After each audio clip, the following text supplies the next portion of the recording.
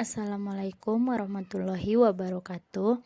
Perkenalkan, nama saya Nurtia Saputri dengan NIM 1119018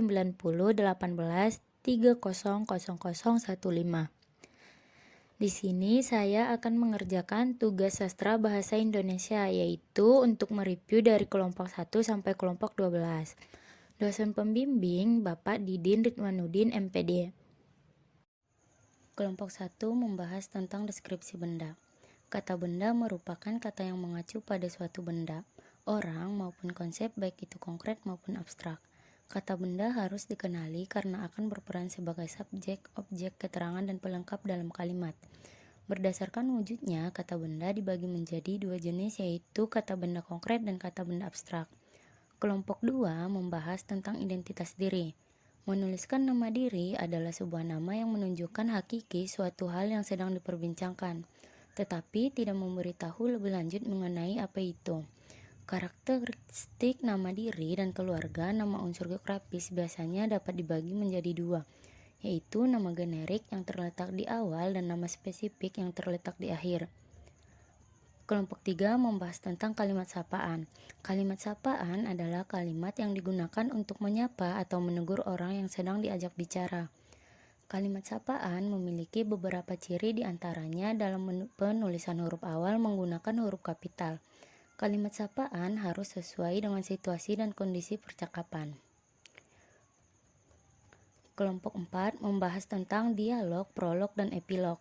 Dialog adalah sebuah percakapan yang dilakukan oleh dua tokoh atau lebih dengan maksud tertentu untuk tujuan jalannya cerita.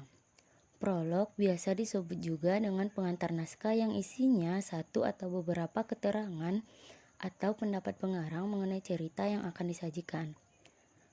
Fungsi dari epilog yaitu menyampaikan intisari dari cerita atau menafsirkan maksud karya itu, yang jika dalam drama disampaikan oleh seseorang aktor pada akhir cerita. Kelompok 5 membahas tentang jenis-jenis membaca dan membaca petunjuk. Kegiatan membaca memiliki beberapa jenis yang perlu kita ketahui. Pada umumnya membaca dibagi menjadi dua cara, yaitu membaca nyaring dan membaca di dalam hati. Dalam membaca suatu pertunjukan harus ditulis secara jelas agar pembaca petunjuk mudah memahami dan mampu menerapkannya sesuai dengan petunjuk yang telah tertera. Adapun tata cara membaca dengan baik dan benar yaitu memilih waktu yang tepat untuk membaca, berdoa sebelum belajar, memilih tempat suasana. Kelompok 6 membahas tentang tata cara membaca puisi dan membaca teks.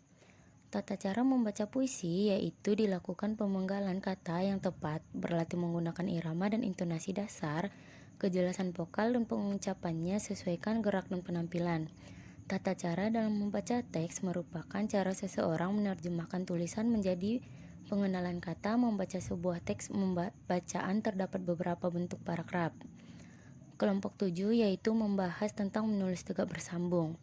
Menulis tegak bersambung merupakan kegiatan merangkaian huruf demi huruf dengan memperhatikan bentuk huruf gerak bersambung. Adapun manfaat dalam menulis tegak bersambung diantaranya yaitu dapat merangsang kerja otak untuk menjadi lebih kreatif.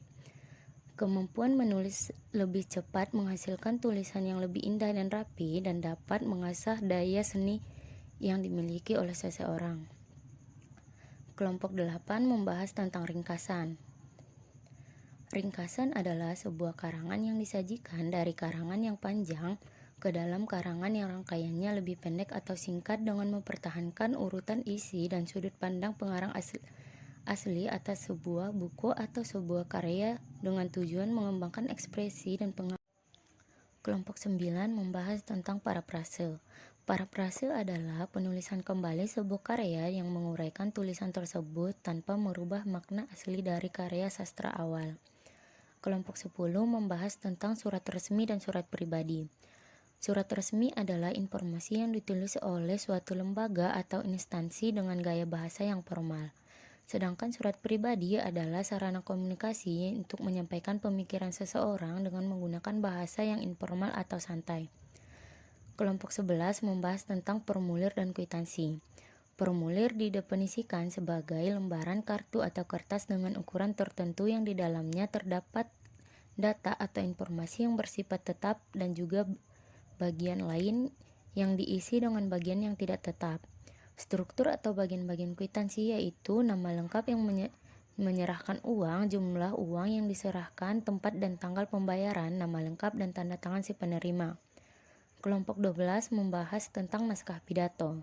Pidato merupakan suatu aktivitas yang dilakukan dengan penyampaian pendapat, pikiran, ide, gagasan secara lisan pada masyarakat umum melalui serangkaian kata maupun kalimat. Sekian penjelasan dari saya, kurang dan lebihnya saya mohon maaf. Wabillahi taufik walhidayah. Wassalamualaikum warahmatullahi wabarakatuh.